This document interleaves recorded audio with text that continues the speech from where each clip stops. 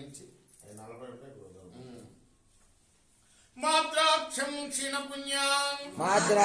క్షీణపుణ్యాన్ క్షణమపి భవతో భక్తిహీనాన్ పదాబ్జే మాశ్రౌషం శ్రావ్య బంధం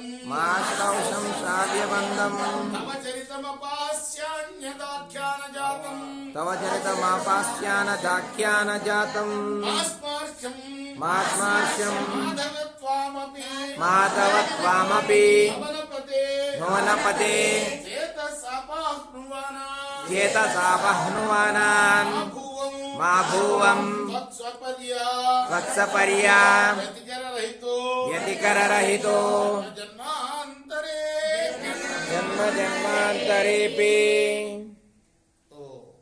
మనసా తన మనసును కోరుకున్నాడు, నేను ఎన్ని జన్మలెత్తినా కూడాను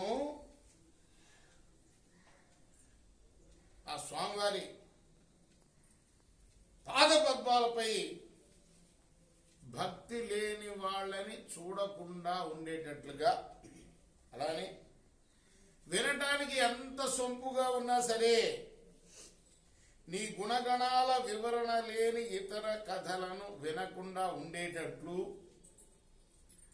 మనకి ఎన్ని ఛానల్స్ వస్తున్నాయో, నేను మెలుగుతోటి ఉన్నప్పుడు పెట్టుకుంటే ఈటీవీ లైఫ్ అని ఒకటి, భక్తి ఛానల్ అని, టీటీడీ భక్తి ఛానల్ అని, ఇట్లా చాలా ఛానల్స్ వస్తున్నాయి. భక్తి ఛానల్స్ అద్భుతమైన క్షేత్రాలు, మనం అక్కడ వెళ్ళి కంటితో కూడా చూడలేము, ఎంత బాగా చూపిస్తారో ఆకాశం నుంచి.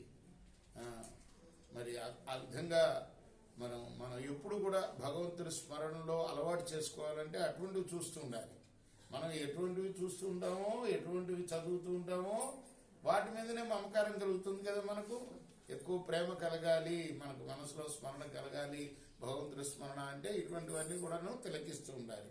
కాబట్టి వినేవి చూసేవి అన్నీ కూడా, అప్పుడంటే టీవీలు లేవు కాబట్టి వినపడకుండా ఉండేటట్లు ఇతర కథలు అన్నారు. మనం పొద్దుగులు ఆ సీరియల్ ఈ సీరియల్ కాకుండా ఇటువంటివి చూడండి. కనీసం రోజు 4-5 క్షేత్రాలు వస్తాయి, పెద్ద పెద్ద క్షేత్రాలు. అలా ఉంటే భగవంతుడి మీద భక్తి కుదురుతుంది. అలా ఇతర కథలను చూడకుండా వినకుండా ఉండేటట్లు, నిన్ను మనసులో స్మరించిన వారిని గురించి ఆలోచించకుండా ఉండేటట్టు, నీ పూజ చెయ్యని వాళ్ళని చూడకుండా ఉండేటట్లు అనుగ్రహించవయ్యా, అనుగ్రహించమని ప్రార్థించవే ఓ మనసా స్వామిని అని ఈ శ్లోకానికి అర్థం. ఇప్పుడు రాబోయే శ్లోకం మనం చదువుకోబోయేది అత్యంత ఉత్తమమైన శ్లోకం. మా శరీరంలోని పార్ట్లన్నీ ఏం చేయాలి, ఏ పార్ట్ ఏం చేయాలి అని చెప్తున్నారు.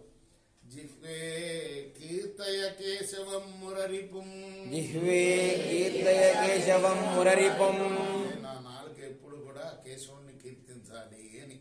అలానే చేతో భజ శ్రీధరం, మన చేతులు ఎప్పుడు కూడా భజిస్తూ ఉండాలి ఆ స్వామివారిని.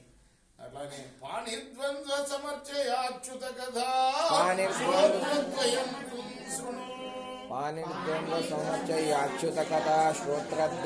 శృణు. మనసేమో ఎప్పుడు భగవంతుని స్మరిస్తుండాలి, చేతులేమో ఎప్పుడు ఏం చేయాలి, శ్రీధరుణ్ణి పూజ చేయడానికి చేతులే ఉపయోగించాలి కదా, పుష్పాలు వేయాలి అంటే. అలానే శ్రోత్రం ఉన్నదే అంటే చెవులు, ఇవెప్పుడు కూడాను అచ్యుతుని కథలే వింటూ ఉండాలి. అలానే కృష్ణం లోకయ లోచనద్వయ హరేర్ గచ్ఛాంగ్రియుగ్మాలయం విగ్రఘ్రాణ ముకుంద పాద తులసీ మూర్ధన్యమాధోక్షజం. అలానే ఈ కళ్ళు ఏవైతే ఉన్నాయో ఇవి కృష్ణుడి యొక్క దివ్యమంగళ రూపాన్ని చూస్తూ ఉండాలి. పాణి ద్వయం అంటే ఈ కాళ్ళు ఎప్పుడు కూడా ఎక్కడికి లాక్కెళ్తూ ఉండాలి, ఆ శ్రీరంగడి యొక్క ఆలయానికి, ఆ భగవంతుడి యొక్క ఆలయానికి తీసుకెళ్తూ ఉండాలి. ఈ ముక్కు ఇప్పుడు కూడా ఆ ముకుందుని పాదాలకు పూజ చేసిన తులసిని ఆక్రానిస్తూ ఉండాలి. ఆ శిరస్సు ఎప్పుడు కూడా ఆ శ్రీమన్నారాయణుడికి నమస్కరించు ఉండాలి. కృష్ణ కృష్ణార్పణమస్తు.